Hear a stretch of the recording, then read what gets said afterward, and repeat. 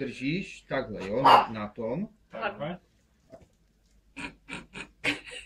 Jo, se nechce nechat ani roztáhnout normálně. Máš mluvil? Jak ho máme nařeznout? Víš, mamka ho chce rozkrat na to, na půl. Takže já potřebuji, ať ho takhle držíš, anebo ho budeš řezat. To je psycho, no, podržím, no. No, takhle tak drž. Ale už možná. No, tak běž to držet, neschovali se na mě. Na mě ho neřízí. Nekouš na mě? No, určitě. Jo. Má zim. Držíš tak a roztáhni, ho můžu řezat na půl. Že ona se hýbe. To teď říkám. A tu páteř mamo, ta bude na jedné straně, jo? Teda. Jo, Chci může skočit být. a ty mě hýbe. Co? Může být, já to potom vykostím.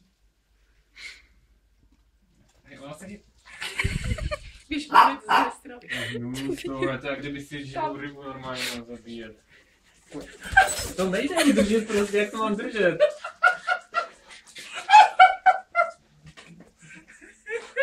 Jak to mám držet, to klouže? Neju zmrazit na stejný ruku. Co mrazit? Jak to chceš držet? Prostě, to je propust. Necháme ho uklidnit trochu ještě.